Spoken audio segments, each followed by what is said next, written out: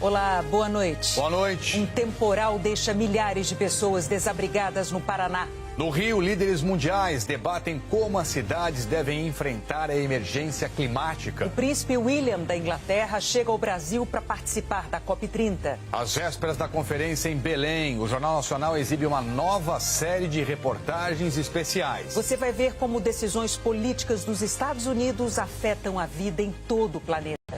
Aqui também é o lago mais importante para as pessoas que vivem no Alasca. E há pelo menos 20 anos, a geleira que o abastece vem dando sinais de que não está bem. O governador Cláudio Castro diz para o ministro Alexandre de Moraes que a mega operação no Rio respeitou as determinações do Supremo. Morre em Belo Horizonte Lô Borges, um dos fundadores do Clube da Esquina. O Jornal Nacional começa agora.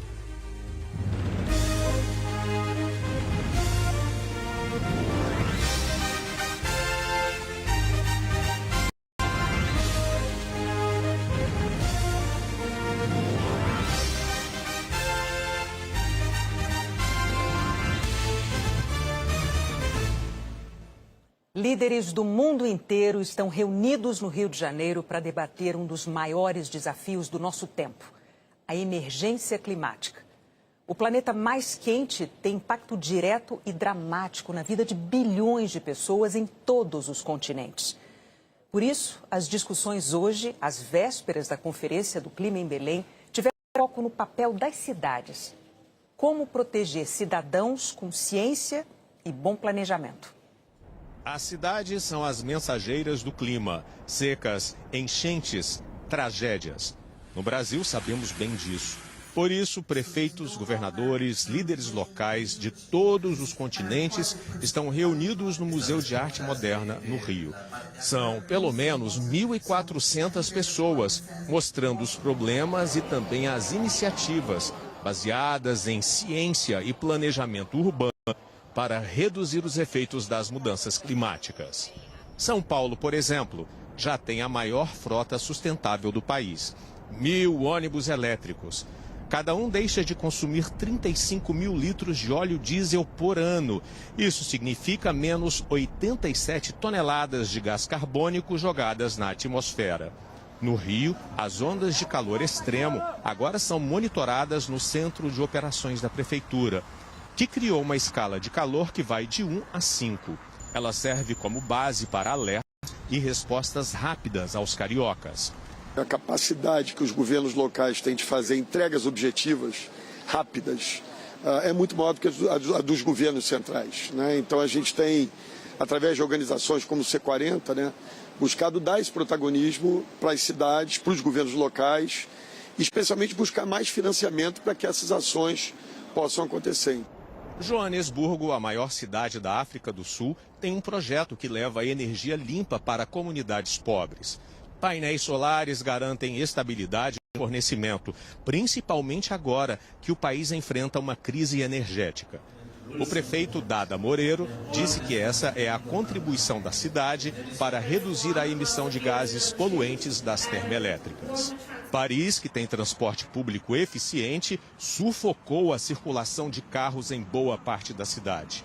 A prefeita Anne Hidalgo afirmou que a economia de uma cidade também é impulsionada quando nos comprometemos com o meio ambiente. Todas essas iniciativas concorrendo a um prêmio que vai ter o resultado anunciado amanhã. São 26 concorrentes. Além de Rio e São Paulo, outras 8 cidades brasileiras estão no páreo.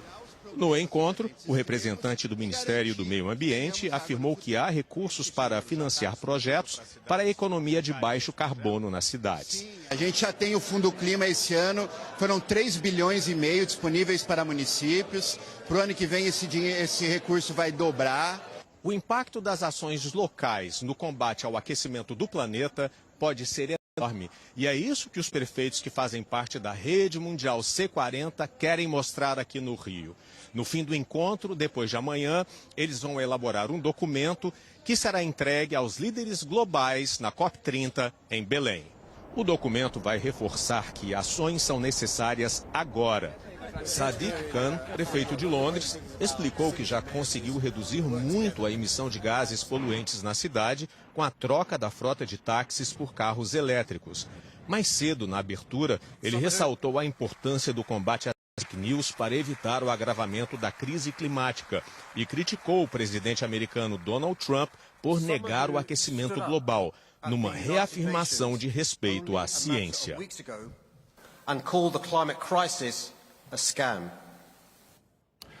Um estudo do Observatório do Clima concluiu que o Brasil poluiu menos o ar em 2024 do que em anos anteriores, mas que o país ainda está longe de cumprir o compromisso que assumiu com o mundo. O Brasil é o quinto maior emissor de gases de efeito estufa, como o gás carbônico. Esses gases retêm o calor, são essenciais para a sobrevivência no planeta, mas em excesso viram problema. Prendem mais calor na atmosfera e aceleram o aquecimento global. Dados do Observatório do Clima apontam que o Brasil emitiu no ano passado mais de 2 bilhões de toneladas de gases que esquentam o planeta. É muita coisa, mas foi quase 17% a menos em relação ao ano anterior e representou a maior queda percentual de um ano para o outro desde 2009. O que realmente fica na atmosfera são as emissões líquidas. Em 2024, elas somaram quase 1,5 bilhão de toneladas. Esse é o saldo final. Tudo que o Brasil poluiu, menos o que as florestas conseguiram absorver do ar. Segundo o estudo, o principal motivo para a queda na emissão foi a redução do desmatamento na Amazônia e no Cerrado. O menor nível das emissões no ano passado foi uma boa notícia, mas o estudo também traz um alerta. O Brasil ainda está longe da meta que apresentou ao mundo em 2015. O país se comprometeu a limitar as emissões de gases em 1,3 bilhão de toneladas até o fim deste ano. Segundo as projeções, deve terminar o ano cerca de 9% acima dessa meta. A gente precisar fazer as chamadas emissões negativas. Então, que é basicamente você sequestrar mais carbono do que você emite. Quando você recupera uma floresta, você não recupera só a função do ecossistema, você também sequestra carbono.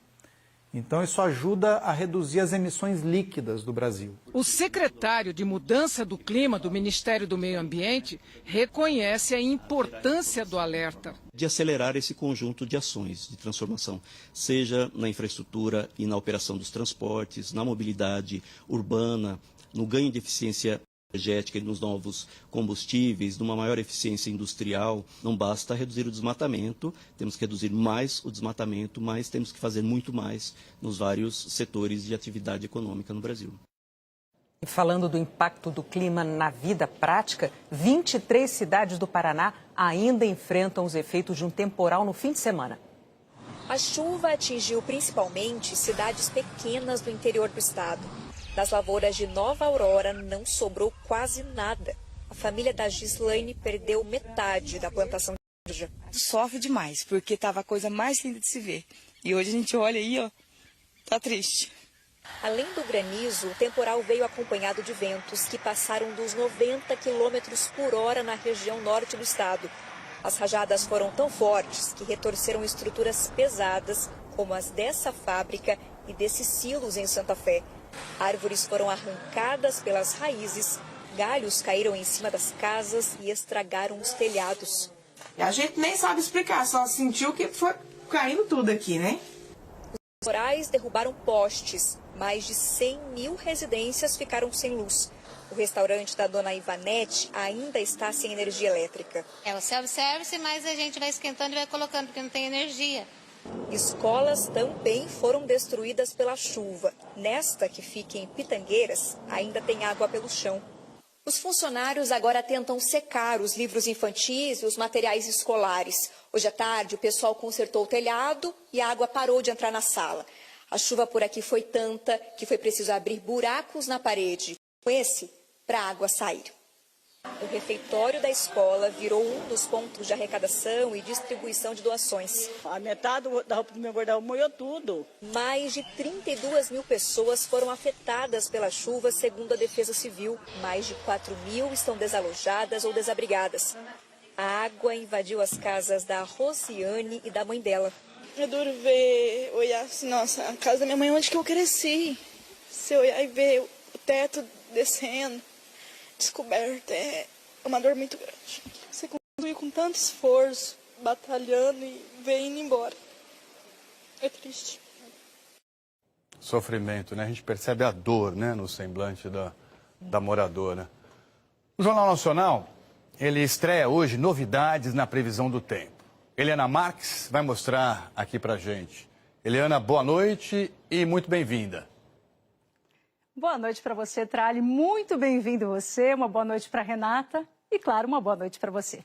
A gente começa a previsão do tempo de um jeito diferente. A partir de hoje, no fim da COP30, nós vamos trazer as informações nesse cenário. Vamos ter ilustrações como essa aqui, uma simulação, como se estivéssemos em Belém. A capital do Pará foi escolhida pela ligação importantíssima que tem com o meio ambiente. Belém é a porta de entrada da maior floresta tropical do mundo, a Amazônia, e também fica bem perto do oceano. Vamos aproveitar esse mapa-tempo lindo que você está mostrando para a gente. Fala mais da Amazônia, da importância da Amazônia para a questão do clima. Renata, a Amazônia tem muita importância e não é só aqui para o Brasil. Ela também ajuda a regular o clima em outras partes do mundo. Eu vou mostrar aqui. Essa seta indica a umidade que irriga a nossa floresta e grande parte dela vem do Oceano Atlântico. A Amazônia, por sua vez, consegue amplificar esse ciclo da chuva. Os ventos que sopram do Atlântico empurram essa umidade floresta dentro. Só que esses ventos úmidos chegam até um imenso paredão natural, a Cordilheira dos Andes, aqui na América do Sul. As nuvens carregadas batem no paredão e voltam para o Brasil. Assim chove no centro-oeste e no sudeste. Esse caminho os meteorologistas chamam de Zona de Convergência do Atlântico Sul. Fenômeno que tem um outro nome também, aliás, bem curioso. São os rios voadores. E é por isso que quanto mais a gente preserva a floresta, mais a gente preserva a Amazônia, mais a gente favorece esses rios voadores para que, de fato, eles cheguem longe. O nome é curioso, né, Eliana? E eu te pergunto qual é a previsão para os próximos dias em Belém. É curioso sim, Trali. Olha, para Belém, quem conhece a cidade sabe que ela tem uma espécie de rotina do tempo. Tem calor e chuva na maior parte do ano.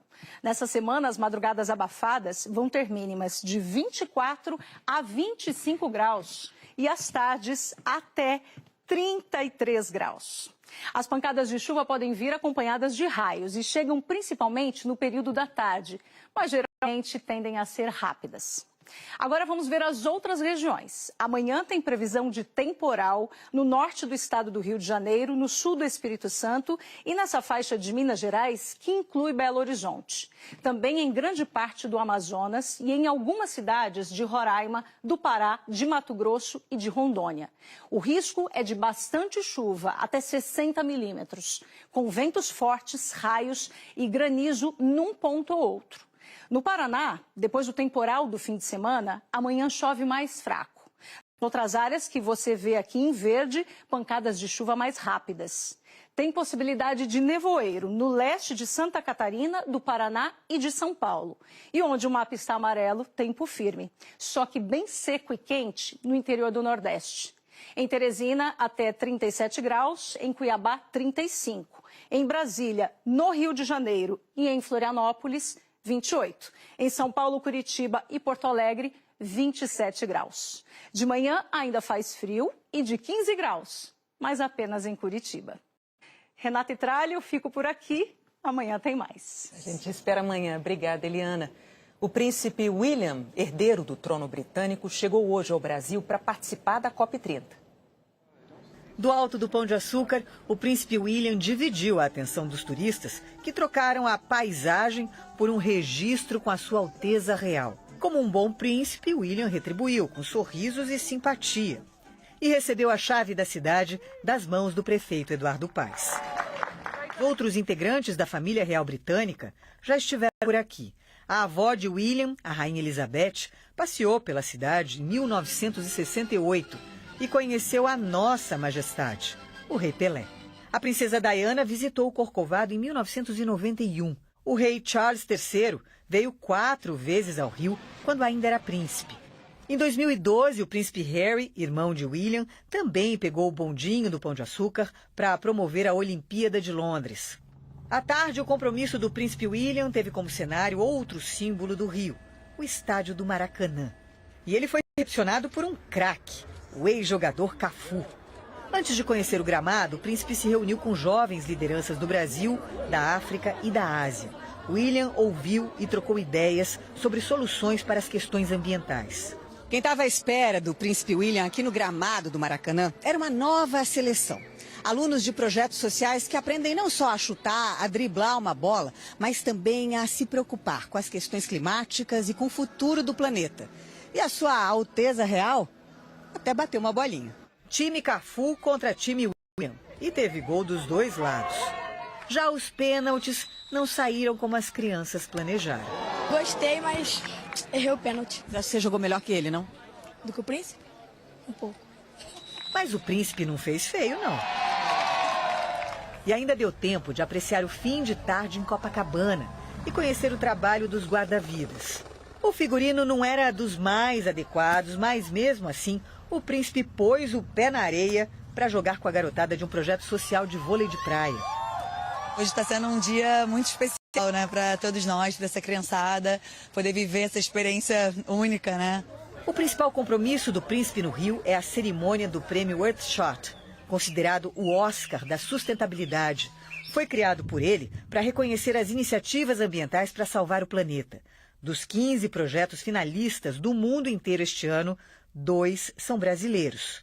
Um deles é a Regreen, empresas que restaura áreas desmatadas em larga escala para gerar créditos de carbono e outros benefícios ambientais e sociais. O outro é o Fundo Global, proposto pelo governo brasileiro para recompensar países com florestas tropicais, oferecendo pagamentos baseados em resultados de preservação. Do Rio, o príncipe William vai para Belém, onde participa da cúpula de líderes mundiais da COP30, representando o rei Charles III. Não perca a seguir a nova série de reportagens do Jornal Nacional. Você vai ver como as políticas de Donald Trump contra o clima ameaçam o planeta.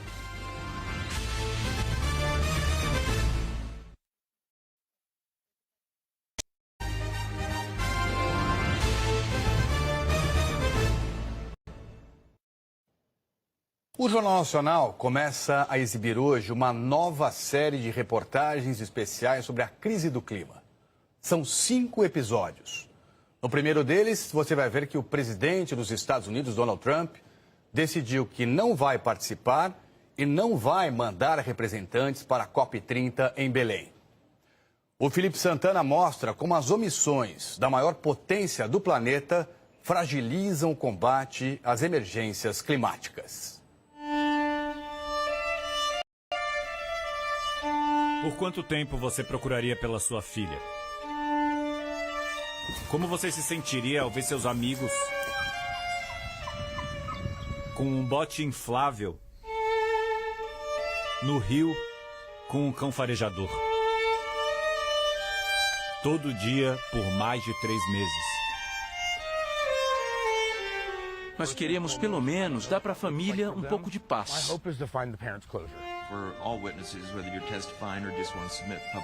We are the parents of Seal Stewart.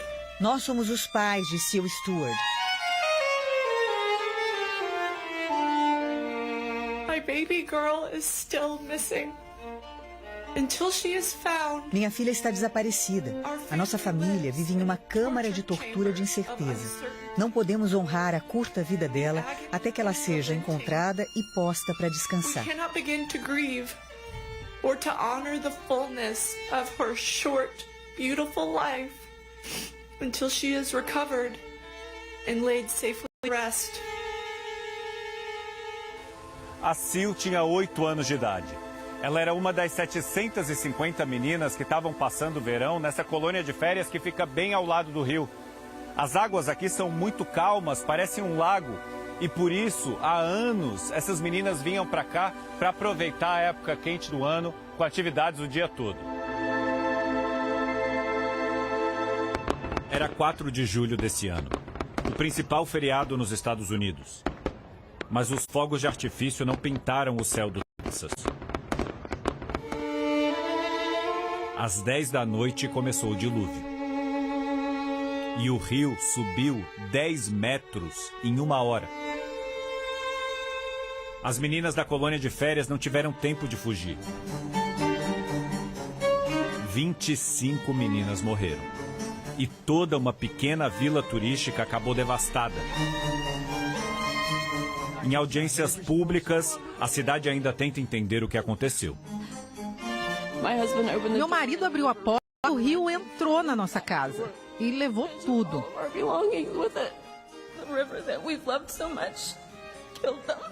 O rio que nós amávamos tanto matou os meus pais.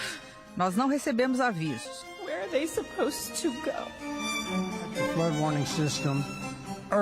Nós precisamos de um sistema de alerta de enchentes.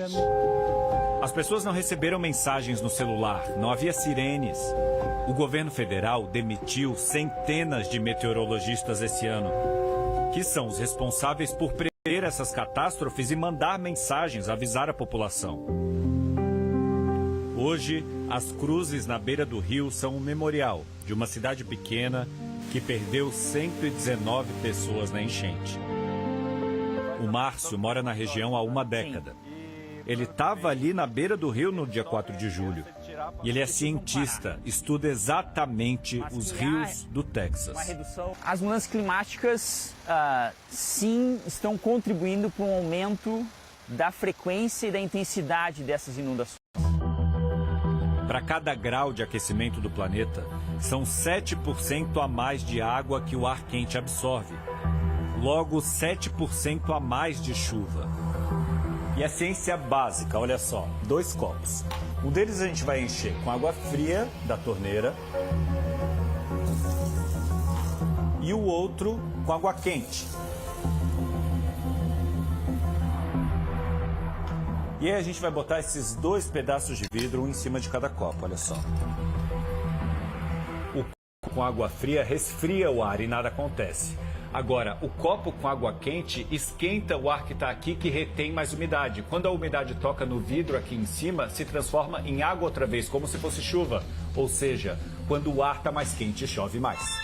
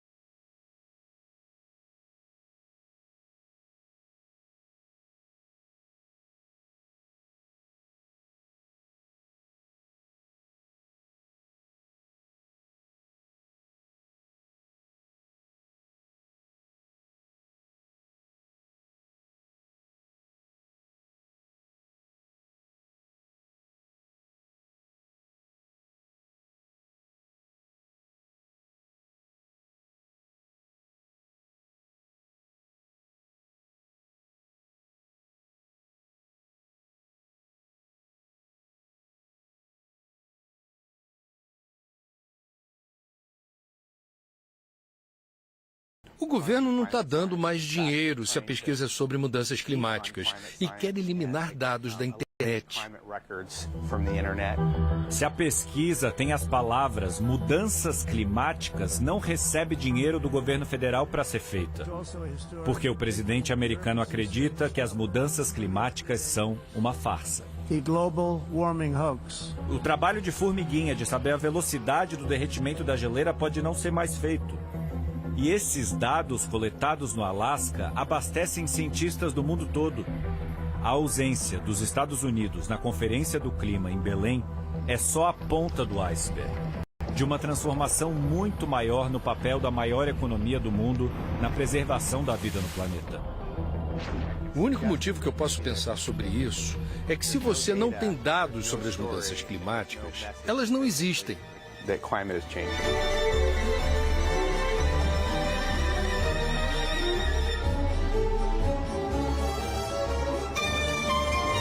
E o país deixa os mais vulneráveis ainda mais vulneráveis. There are hundreds of other campers that were affected by this that survived. Centenas de crianças sobreviveram e vão lidar com isso para o resto da vida delas. They will be dealing with this for the rest of their lives. All I remember is Tudo que eu lembro é de acordar às 4 da manhã e ouvir trovões e gritos das outras crianças. Eu só comecei a rezar pedindo a Deus que me explicasse o que estava acontecendo. what is going on right now.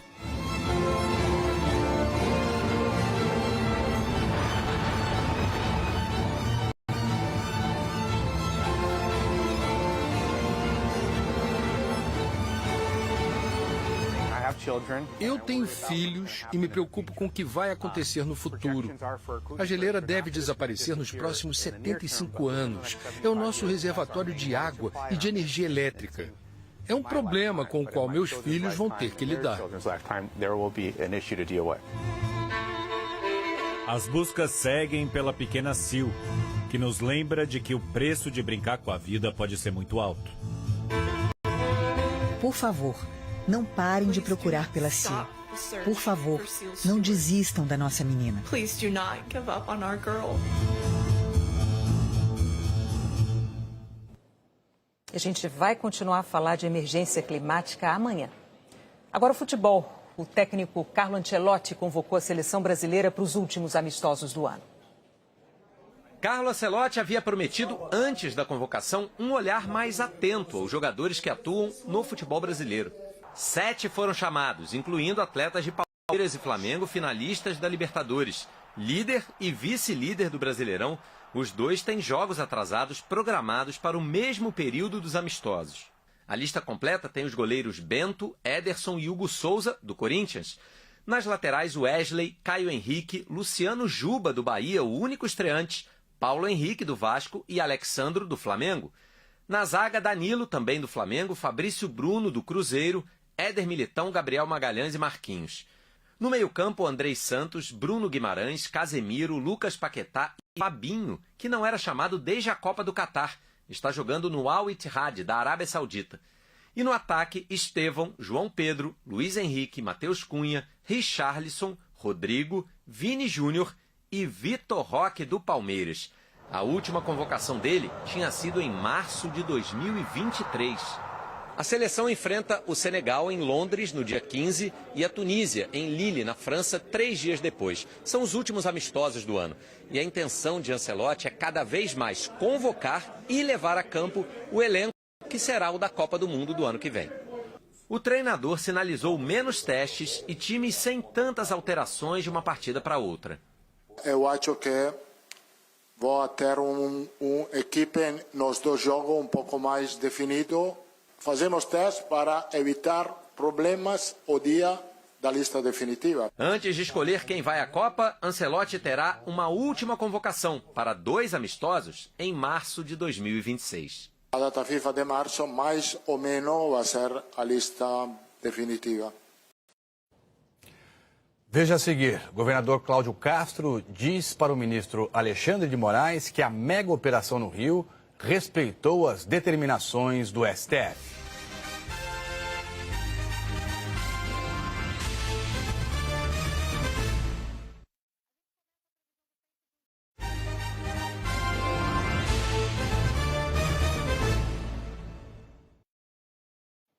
O governador do Rio se reuniu hoje com o ministro do Supremo Tribunal Federal, Alexandre de Moraes.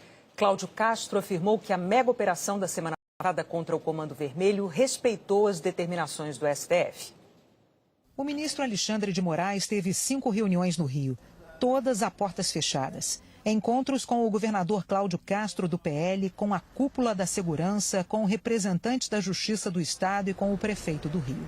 O ministro pediu detalhes da mega operação policial contra o Comando Vermelho da última terça-feira e conheceu o Centro de Comando e Controle, de onde foi monitorada toda a operação. Alexandre de Moraes é o atual relator da DPF das favelas. Entre 2020 e 2025, quando estava sob a relatoria do ministro Edson Fachin, essa ação impôs restrições às operações policiais nas comunidades do Rio.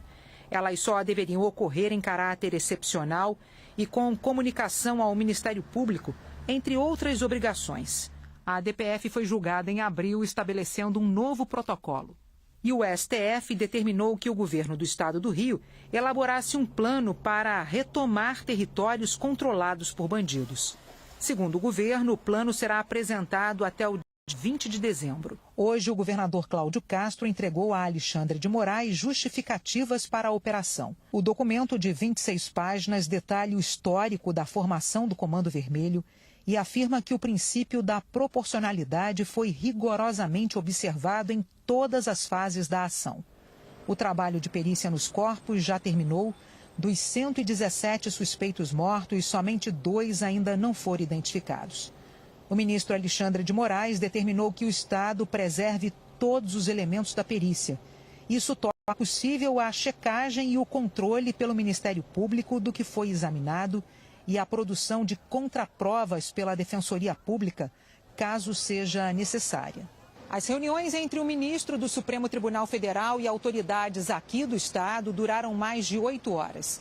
A pedido de Alexandre de Moraes, ninguém deu entrevista. Ontem, o Fantástico mostrou imagens exclusivas. Drones da polícia e câmeras corporais captaram as cenas de guerra. São registros das quase 18 horas do combate. De acordo com o comando da Polícia Militar, algumas câmeras ficaram sem bateria e pararam de gravar. Esse grupo de policiais foi atacado com dezenas de tiros. Um acabou ferido na mão, o outro na barriga. Quando o policial Rodrigo Cabral chegou para socorrer, foi baleado na cabeça e morreu na hora. As imagens mostram outro colega ferido. Me ajuda, cara. Estão aqui, Eles estão aqui em cima. Estão em cima aqui, ó. Bota essa escada aí, ó. Um repórter cinematográfico independente registrou o resgate do delegado Bernardo Leal baleado na perna. Os policiais tiveram que quebrar a parede de uma casa para chegar até onde ele estava e desceram a favela com o delegado nas costas. Além dos 4 policiais mortos, 15 ficaram feridos. 2 continuam internados. O estado de saúde deles é considerado grave. Depois da autorização do Supremo Tribunal Federal, o tenente-coronel Mauro Cid retirou hoje a tornozeleira eletrônica e começou a cumprir a pena de 2 anos de reclusão em regime aberto, isso na ação penal da trama golpista. Ele fez delação premiada e, com isso, teve aí a pena atenuada. A partir de agora, Cid vai ter que ficar em casa, das 8 da noite às 6 da manhã, não vai poder deixar o país e nem falar com os outros envolvidos na tentativa de golpe. Ele é o primeiro condenado a começar a cumprir a pena. Os outros, entre eles o ex-presidente Jair Bolsonaro, aguardam a análise dos recursos das defesas. O principal índice da Bolsa de Valores brasileira registrou hoje o 6º recorde seguido e fechou pela primeira vez acima dos 150 mil pontos. O dólar comercial caiu para R$ 5,35. O presidente Donald Trump vai financiar somente metade do auxílio alimentação para as famílias pobres nos Estados Unidos. O governo tomou essa decisão apesar de ter dinheiro suficiente para manter 100% do programa. Esse projeto beneficia mais de 40 milhões de pessoas, mas ficou sem recursos por causa do impasse no Congresso norte-americano em relação ao orçamento público. E a seguir, a morte do cantor e compositor Lô Borges.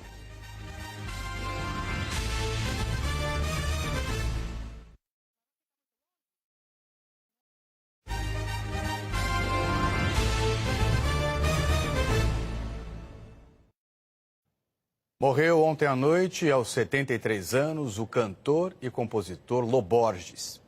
Ele ajudou a criar um dos movimentos mais queridos da música popular brasileira, o Clube da Esquina. Da janela lateral do quarto de dormir. A esquina era um lugar onde eu ficava compondo mesmo, fazendo as composições. Eu era quase que um lobo solitário. Não tão só. No endereço famoso de BH, Salomão Borges Filho, o Lô Borges, estava sempre com irmãos, amigos, parceiros de vida. Uma mistura de gente e de ritmos que na década de 1970 se transformou em movimento musical, o Clube da Esquina. O meu pensamento tem a cor de seu vestido. Um marco que começou por acaso. Ao se mudar temporariamente do bairro de Santa Teresa para o centro da capital mineira, Lô mudou também a história da MPB. Um dia, ele desceu para comprar pão e ouviu na porta do prédio Milton Nascimento cantando. Eu tinha 10 anos e ele tinha 20. Então eu era uma criança e ele era um adulto. Eu fiquei vendo o Bituca tocando violão. Claro. E ele assim comigo: você gosta de música, né, menino? Você gosta de música, né? Eu falei: meus irmãos lá em casa, eles adoram música. Meu pai e minha mãe adoram música. Meses depois, um outro encontro, também por acaso. Andando pelas ruas do centro de Belo Horizonte, eu conheci o Beto, que tinha 10 anos, em cima de uma patinete. Ao voltar para Santa Teresa, tocou a campainha lá na casa da minha mãe, era o Milton Nascimento. Cadê o Lô? Ah, o Lô tá na esquina, num lugar que eles chamam de Clube da Esquina. Em 1972, Lô assinou com Milton o álbum Clube da Esquina. A obra apareceu mais de uma vez entre as melhores do mundo e selou de vez a parceria de música e vida entre Lô Borges e Milton Nascimento. E foi o próprio Milton que convenceu a gravadora a apostar no jovem talento. Ele queria fazer um álbum duplo com um desconhecido chamado Lô Borges. Eu falei: quem? Aí eu mostrei pra ele o girassol da cor do seu cabelo. Aí mostrei lá tudo o que você podia, as músicas que eu fiz pro álbum Clube da Esquina. O Bituca tem razão, o menino leva jeito. O pesquisador da PUC-Rio, Miguel Jost, explica a genialidade de Lô Borges no álbum. Tinha ali uma sofisticação harmônica, com uma capacidade melódica, de uma beleza, ao mesmo tempo muito popular, mas que impressionava os maiores músicos do jazz internacional, que está presente até os dias de hoje como uma grande referência não só da música brasileira, mas mundial. Depois do sucesso, o recolhimento. Só em 1984, Lô fez sua primeira turnê por todo o Brasil. Quase uma década depois, Lô voltou às paradas com a parceria com Samuel Rosa. Lô teve músicas gravadas por Tom Jobim, Elis Regina, Ira, Elba Ramalho. O último disco chegou pouco antes da despedida. Em agosto, lançou Céu de Giz.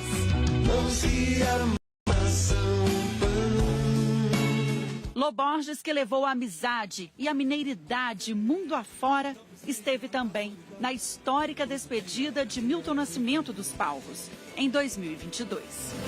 Porque você não verá meu lado ocidental. Você pega o trem azul, o sol na cabeça. A morte de Lô Borges entristeceu os parceiros de vida, todo mundo aonde esse trem azul chegou. Foram décadas e mais décadas de uma amizade e cumplicidade lindas, que resultaram em um dos álbuns mais reconhecidos da música no mundo, o Clube da Esquina.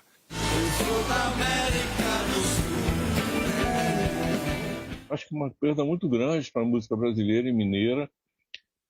Suas canções serão eternas, com certeza, marcaram muitas gerações. O parceiro Beto Guedes falou que foi um encontro lindo e que o amor irá perdurar nas memórias e canções. Lô Borges estava internado no hospital de Belo Horizonte desde 17 de outubro por causa de uma intoxicação por medicamentos. Ele morreu ontem à noite em decorrência de falência de múltiplos órgãos. O Brasil perdeu um grande compositor, um talento impressionante, desde menino, um grande talento. É um dos grandes e perdemos todos, né? A música brasileira, eu, todos nós. Um dia muito triste. Mas é isso. Vai em paz, meu irmão. E muito obrigado. Quando eu falava dessas cores mórbidas, quando eu falava destes homens só de luz. O governo de Minas Gerais e o presidente Lula postaram homenagens ao músico.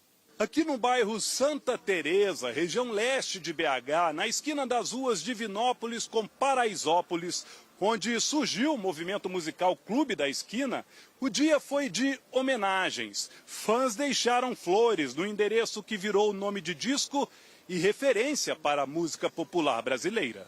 Desde sempre, o Lô Borges é um inventor de mundos. Eu vim aqui agradecer pelo pedaço de mundo que ele deu para mim e vai continuar dando para sempre. No início da noite, a celebração em homenagem a Lô Borges tomou conta da esquina. O sol na cabeça. E nós perdemos ele. Mas não perdemos não, o mundo ganhou o Lô. O Lô tá voando agora.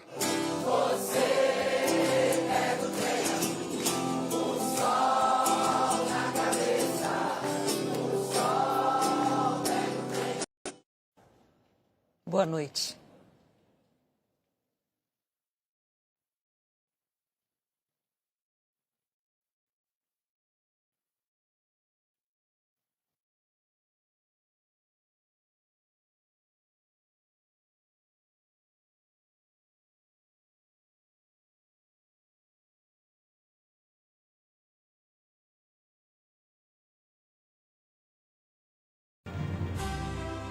Jornal Nacional.